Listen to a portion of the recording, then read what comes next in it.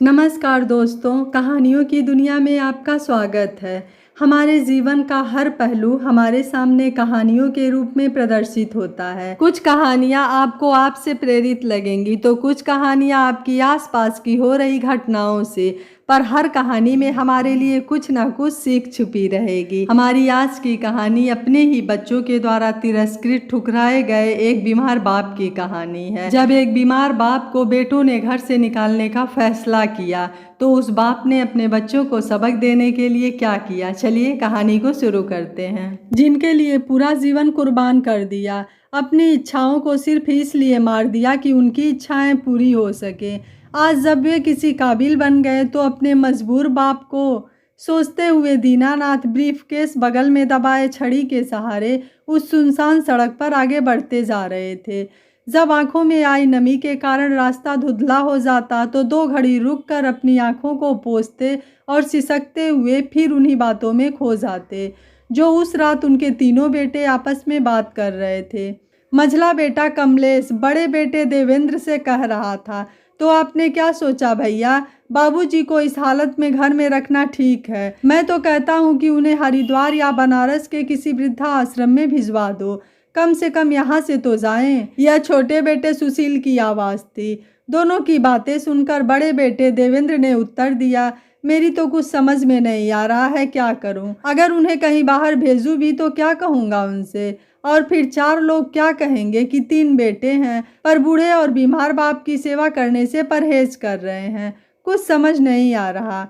लेकिन भैया, उनका हम लोगों के साथ रहना इम्पॉसिबल है। घर में बच्चे हैं, अगर बाबूजी का इन्फेक्शन किसी बच्चे को लग गया तो? सुशील ने कहा, यही बात मुझे भी परेशान किए हुई है। कमलेश ने अपनी बात रखी, यदि बाबूजी को किसी वृद्धाश्रम में भिजवा भी दें तो उनकी बीमारी के कारण उन्हें कौन टिकने देगा? देवेंद्र ने कहा, अरे हम उन्हें वृद्धाश्रम भिजवा दें जिससे हमारी लाइफ तो सेफ हो जाए, फिर वहां जाकर वह जाने और वृद्धाश्रम वाले चाहे तो रखें चाहे तो निकाल दें, हमें क्या? सुशील ने कंधे उचकाते हुए कहा, वाट, क्या दिमाग खराब है? वह हमारे बाबूजी हैं। अगर वृद्धाश्रम वालों ने उन्हें निकाल दिया तो वे बेचारे कहाँ जाएंगे?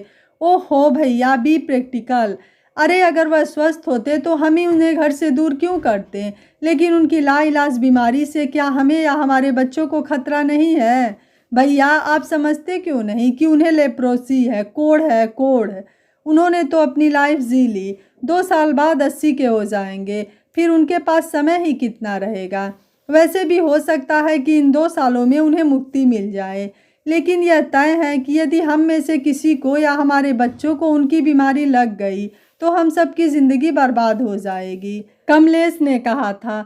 कलयुगी बेटों को अपने पिता के बारे में ऐसे विचार सुनकर उनका मन एक पल भी उस घर में टिकने को नहीं कर रहा था। जिस बिस्तर पर लेटते ही उन्हें नींद आ जाया करती थी, आज वही बिस्तर उन्हें कांटों भरा लग रहा था। बेचैन होकर करवटें बदलते रहे, कभी उठकर अपने कमरे में टहलते तो कभी खिड़की से बाहर झांककर बंगले के लॉन को निहारते। दुधिया रोशनी में नहाए बंगले के लान में उन्हें नन्हे नन्हे कदमों से भागते तीनों बेटों के बचपन की तस्वीरें एक एक करके उनकी आंखों के आगे आ रही थी। एक ही पल में सब कुछ कितना बदल गया। एक एक ईंट को अपनी पत्नी के साथ सजाकर जिस मकान को घर बनाया था, आज वही घर कंक्रीट की इमारत से ज़्यादा कुछ नहीं लग रहा था। ऐसी तमाम बातें याद करते हुए अपने बंगले के कोने कोने को निहारते और उसमें जुड़ी यादों में खो जाते। लगभग आधी रात यूं ही बीत गई। जब उनसे नहीं रहा तो घर से निकल आए। वह सुनसान सड़क आगे से 2 हिस्सों में बंट गई। एक हिस्सा बाहर की पॉश कॉलोनी में जाता था और दूसरा एक पुरानी बस्ती में। दीनानाथ ने एक उदासी भरी दृष्टि दोनों ओर डाली और बस्ती की तरफ मुड़ गए जहां अपने जीवन के आरंभिक दिनों में वह रहा करते थे। आगे सड़क सकरी और अंधेरी हो गई थी, लेकिन उनके दिमाग में अपने बेटों की बातें अभी भी बिजली की तरह कौंध रही थी और उनके कदम धीरे धीरे आगे बढ़ते जा रहे थे। तीनों बेटों ने अंततः बड़े बेटे देवेंद्र के निर्णय को स्वीकार कर लिया कि बाबूजी को बड़े बेटे की ससुराल आगरा में उसके एक परिचित के अस्पताल में भर्ती करवा देंगे। कुछ समय तक इलाज का नाटक करेंगे, इसके बाद उन्हें मुक्ति दिलाने के लिए डॉक्टर से कह देंगे। यह बात सोचते ही दीनानाथ को एक ठोकर लगी और उसी ठोकर में वह मुंह के बल सड़क पर गिर पड़े। जैसे तैसे खुद को संभाला और छिटक कर दूर गिर पड़े ब्रीफकेस को उठाया तथा पास ही एक चौड़े चबूतरे पर बैठ गए और बेतहासा रोने लगे।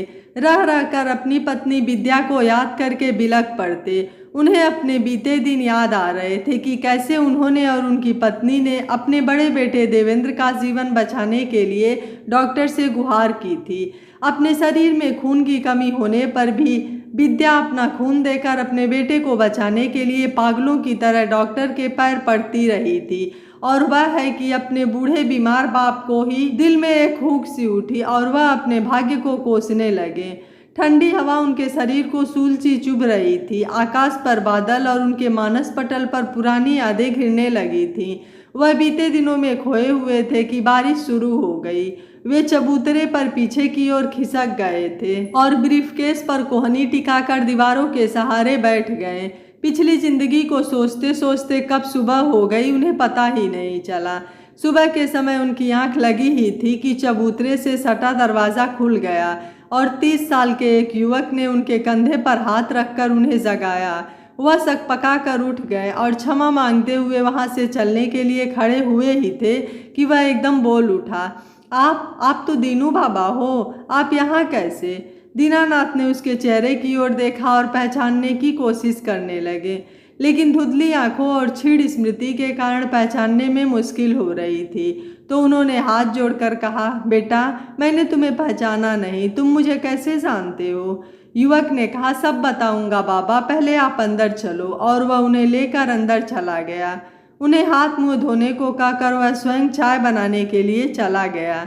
चाय का प्याला उन्हें देते हुए वह व्यक्ति बोला, बाबा आपने मुझे नहीं पहचाना, मैं सरिता का बेटा हूँ, छबीला। क्या? दीनानाथ चाय की चुस्की लेते लेते रुक गए। तुम छबीला हो? पर तुम तो। हाँ बाबा, मैं वही छबीला हूँ जिसे आप और आपके बेटे तराजू कहते थे और मजाक बनाते थे। आप लोग कहते थे कि तू तराजू की तरह है, तेरा पलड़ा ना मर्द की तरफ है और ना ही औरत की तरफ, बीच में ही रुका है। और यह कहकर आप सब ठहाका लगाकर हंसते थे। मैं वही छबीला हूँ जिसे आपके बेटे कमरे में बंद करके कपड़े उतारते और कहते कहते छबीला का गला भर आया, उसकी आंखें भर आईं।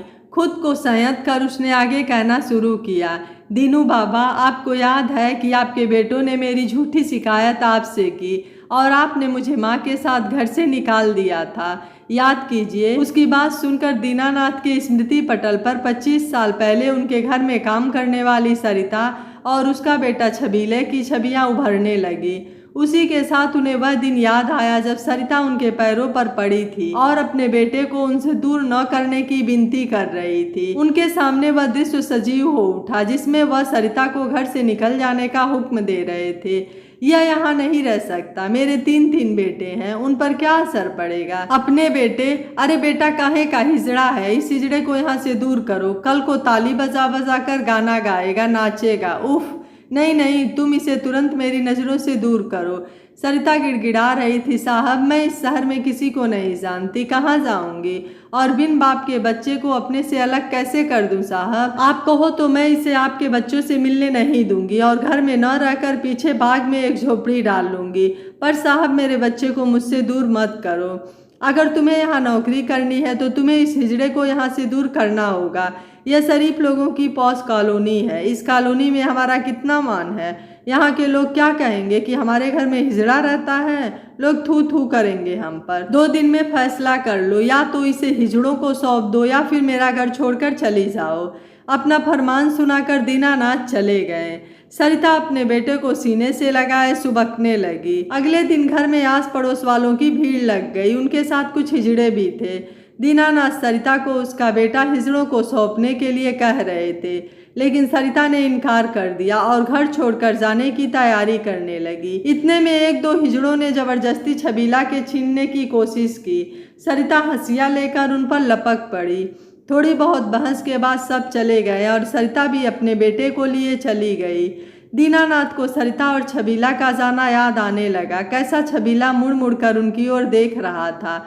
उसकी बड़ी बड़ी आंखें देखकर ऐसा लग रहा था कि वह दीनानाथ से निवेदन कर रहा है कि मुझे मेरी माँ के साथ अपने घर से मत निकालो दीनू बाबा। लेकिन दीनानाथ ने उसकी आंखों से आते निवेदन को ठुकरा दिया। लेकिन अब वह इस बात से अनभिज्ञ थे कि अंदर कमरे की खिड़की से देखती विद्या के हृदय पर माँ की ममता और छबीला की निवेदन करती आंखों ने ऐसा आघात किया कि उसकी आंखें छलछला उठी। बरसों बाद यह सब याद आते ही दीनानाथ का मन पीड़ा और आत्मग्लानि से भर उठा। उनके मुंह से बोल नहीं फूट रहे थे। चाय का कप पास पड़े स्टूल पर रखते हुए उन्होंने छबीला से कहा, मैं अपनी करनी के लिए बहुत शर्मिंदा हूँ बेटा, हो सके तो मुझे माफ कर देना। आंखों में आंसू लेकर वह यह कहकर वहां से उठने लगे तो छबीला ने कहा, नहीं दीनू बाबा, ऐसा मत कहिए, आप मेरे पिता समान हैं और उस दिन यदि आप मेरी माँ को और मुझे घर से न निकालते तो शायद मैं आज यहाँ नहीं होता। छबीला ने अपने बीते जीवन की कहानी सुनाना शुरू किया। आपका घर छोड़ने के बाद मैं अपने माँ के साथ वहाँ यहाँ भटकता रहा। कई दिनों तक स्टेशन के प्लेटफॉर्म, पार्कों और मंदिरों के चबूतरे पर सोकर रातें काटी। दिन भर हम वहाँ से यहाँ भटकते और रात में कोई न कोई ठिकाना देखकर सो जाते। कभी पुलिस वाले परेशान करते तो कभी लफंगे। एक दिन जब हम एक मंदिर की सीढ़ियों पर भिखारियों के साथ बैठे थे कि विद्या अम्मा ने हमें देख लिया। उन्होंने मुझे व मेरी माँ को अपने पास बुलाया, हमें खाने को दिया और कुछ पैसे भी दिए। उस दिन वह बहुत उदास थे। उनकी आंखों से उनके मन की पीड़ा साफ झलक रही थी।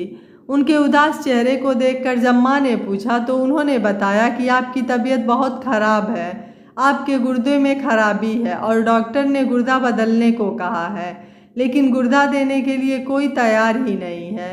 और इतना कहकर उनकी आंखों से झरझर आंसू बहने लगे। माँ ने उनके हाथ पकड़कर अपने माथे से लगाते हुए अपना गुर्दा देने की बात उनसे कही तो अम्मा माँ के पैरों में गिर पड़ी। आपको शायद याद नहीं होगा बाबा, आपके शरीर में जो गुर्दा लगा है वह मेरी माँ सरिता का ही है।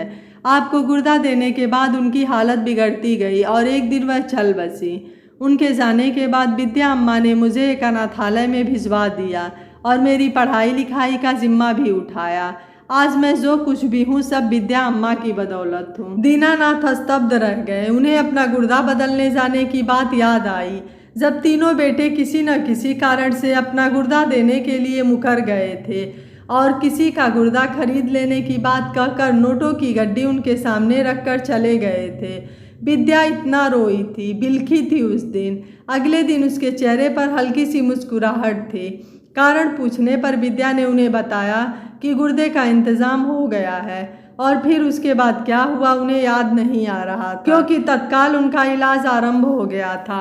आज उन्हें बहुत ग्लानि हो रही थी, जिसे नीच और निकृष्ट समझकर अपने घर से केवल इसलिए निकाल दिया था कि उसका लड़का हिजड़ा है। उसी ने अपनी जिंदगी देकर उनकी जिंदगी बचाई। उन्हें याद आया कि विद्या अक्सर उनसे पैसे मांगा करती थी। जब जब वे विद्या से पूछते तो कोई ना कोई बहाना बनाकर टाल देती, लेकिन अपनी पत्नी पर विश्वास होने के कारण उन्होंने कभी भी उस पर किसी भी प्रकार का दबाव नहीं बनाया। छबीला ने आगे कहा, विद्या अम्मा ने ही मेरा नाम श्याम सुंदर रखा। उन्होंने मुझसे खूब पढ़ने और कामयाब आदमी बनने की शपथ ली। उन्होंने कहा था कि मैं किसी को न बताऊं कि मैं एक हिजड़ा हूं और पढ़ लिख कर कोई नौकरी करूं। उन्होंने ही मेरा हाथ अपने सिर पर रखकर कहा था कि किसी भी हालत में तू गाना बजाना नहीं करेगा। बाबा, आज मैं एक कंपनी में नौकरी करता हूँ। यह घर मुझे कंपनी की तरफ से मिला है। कहते हुए उसकी नज़र दीनानाथ के हाथों पर पड़ी। अरे बाबा, आपके हाथों को क्या हुआ है? रंगीला ने उनके हाथों को पकड़ने की कोशिश की, लेकिन दीनानाथ ने अपने हाथों को छुपाते हुए कहा, नहीं नहीं बेटा, तुम मुझे मत छुओ, मुझे कोढ़ है, इसलिए मैंने घर छोड़ दिया। और कहते कहते वे फपक पड़े और सारा वृत्तांत कह सुनाया। छबीला ने उन्हें सांत्वना दी और उनके हाथों का निरीक्षण करने लगा। हर तरफ से निरीक्षण करने के बाद बोला, दीनू बाबा, आपको शायद नहीं मालूम कि मैं जिस कंपनी में काम करता हूँ वहाँ कुछ रोगों के लिए ही दवाइयाँ बनाई जाती है। मैं अपने अधिकारियों से बात करके आपका अच्छे से अच्छा इलाज करवाऊँगा, आप निश्चिंत रहिए। दीनानाथ सजल नेत्रों से छबीला के गले लग गए और बोले, पर बेटा, मेरी बीमारी अगर तुम्हें। छबीला ने बीच में ही टोका, नहीं बाबा, ऐसा कुछ नहीं है, मुझे अपनी सेवा करने का मौका दीजिए। और हाँ, आप कहीं नहीं जाएंगे, मेरे साथ यहीं इसी घर में रहेंगे। कहकर छबीला उनके घुटनों पर सिर रखकर बैठ गया। दीनानाथ की आंखों से आंसू की बूंदें उसके चेहरे पर गिर रही थीं। उन्हें अपनी गलती का एहसास हो रहा था। छबीला के रूप में उन्हें फरिश्ता नजर आ रहा था। आज एक बार फिर उन्हें एहसास हो रहा था कि छबीला सचमुच तराजू ही है, एक ऐसा तराजू जिसका पलड़ा सुख दुख प्रेम घृणा मान अपमान जैसी सांसारिक बातों में डगमगाता नहीं। आज उन्हें छबीला के तराजू जैसा होने पर गर्व महसूस हो रहा था। यह सब सोचकर वह उसके सिर पर प्यार से हाथ फेरने लगे। उनके मन में रह रहकर एक ही बात उठ रही थी कि काश तू मेरा बेटा होता। समय के साथ दीनानाथ की हालत सुधरने लगी। एक दिन छबीला के काम पर जाने के बाद वह उसके घर से चले गए। वापस आकर छबीला ने उन्हें बहुत ढूंढा पर उनका कहीं कुछ पता नहीं चला। हताश निराश छबीला यह सोचकर घर लौट आया कि शायद अपने घर वापस चले गए हों, लेकिन बता कर जाते तो क्या मैं उन्हें रोक लेता। दुखी और उदास छबीला अभी अपने घर का दरवाज़ा खोला ही था कि एक टेम्पो उसके घर के सामने आकर रुकी, जिसमें दीनानाथ बैठे थे। उन्हें देखकर छबीला तुरंत टेम्पो के पास आ गया। अरे दीनू बाबा, आप कहाँ चले गए थे? मैं कितना परेशान हो रहा था। कम से कम बता कर तो जाते। सब बताता हूँ, पर पहले तू ऑटो में बैठ और मेरे साथ चल, तुझे सब समझ आ जाएगा। छबीला ने अपने घर के दरवाजे पर ताला लगाया और उनके साथ ऑटो में बैठ गया। लगभग 15-20 मिनट के बाद ऑटो उनके बंगले के सामने रुकी। वह छबीला का हाथ पकड़कर बंगले के अंदर ले गए। शाम ढलने लगी थी, लेकिन उनके बूढ़े शरीर में एक नया जोश भरा हुआ लगता था। बंगले में लगे रंग बिरंगे बल्बों की रोशनी से बंगला चमक रहा था। लॉन में लगे बड़े से फव्वारे से धीमा धीमा संगीत सुनाई पड़ रहा था। ऊपर उठते फव्वारे का दुधिया सफेद जल ऐसा लग रहा था कि उचक उचक कर दीनानाथ को देख रहा हो। उन्होंने देखा कि उनके तीनों बेटे हाथ में शराब भरे कांच का गिलास लिए लॉन में घूम रहे हैं। वहीं पास में एक मेज पर शराब की बोतल और प्लेटों में काजू और कटे हुए फल रखे हैं। बेटों ने उन्हें देखा तो हतप्रभ रह गए। बड़ा बेटा देवेंद्र उनके पास आकर एकदम भड़क गया। यह क्या तमाशा है पापा? इतने दिनों से कहाँ गायब थे? हमने आपको कहाँ कहाँ नहीं ढूंढा। जाना ही था तो कम से कम बता कर तो जाते। यह क्या कि चोरों की तरह रातों रात गायब हो गए।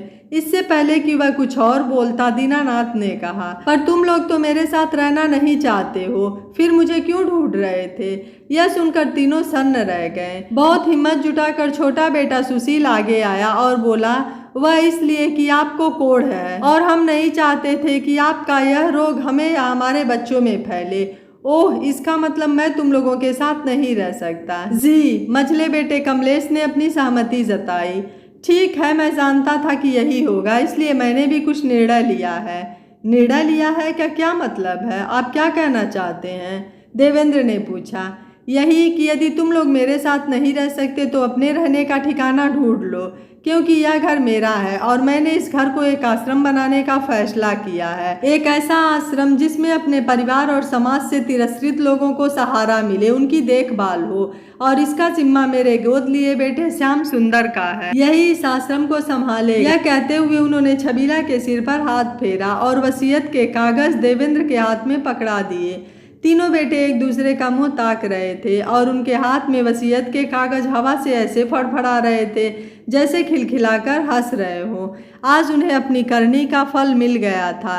एक पिता बेटों को प्यार ही नहीं दे सकता है, उन्हें जिंदगी का सबक भी दे सकता है। दोस्तों, यह हमारे समाज का सबसे बड़ा दुर्भाग्य है कि आजकल के बच्चे इतने इनसेंसिटिव हो गए हैं कि बीमारी में और इस उम्र में माँ बाप को अपने बच्चों के प्यार, सहानुभूति और साथ की सबसे ज़्यादा ज़रूरत होती है। उस समय वह माँ बाप को अकेले छोड़ देते हैं और माँ बाप उन्हीं बच्चों के लिए किसी भी बीमारी या फिर भगवान से भी लड़ जाते हैं, और वही बच्चे बुढ़ापे में उन्हें कौन कौन सा दिन दिखाते हैं। बुढ़ापे में बीमारी से ज़्यादा कष्ट अपनों का तिरस्कार देता है, जब अपने ही बच्चे माँ बाप को तिरस्कृत कर वृद्धाश्रम में या ऐसे किसी जगह पर छोड़ देने की बात करते हैं जहाँ अपनों का साथ ना हो। वह कितना दुखदाई पल होता है, इसका अंदाज़ा शायद बच्चे तभी लगा सकते हैं जब वो खुद बूढ़े होकर इस दर्द से गुजरेंगे। दीनानाथ जी ने बहुत अच्छा कदम उठाया, जिन बच्चों के लिए अपनी ज़िंदगी होम कर दी। जब वही बुढ़ापे में साथ ना दे तो माता पिता को बच्चों को सबक देना ज़रूरी हो जाता है। यह कहानी आपको कैसी लगी? इस कहानी के बारे में आपकी क्या राय है? आप मुझे अपनी राय कमेंट बॉक्स में ज़रूर दीजिएगा। वीडियो पसंद आया है तो वीडियो को लाइक शेयर एंड चैनल को सब्सक्राइब कर लीजिएगा। Thank you for watching. मिलते हैं अगली कहानी में।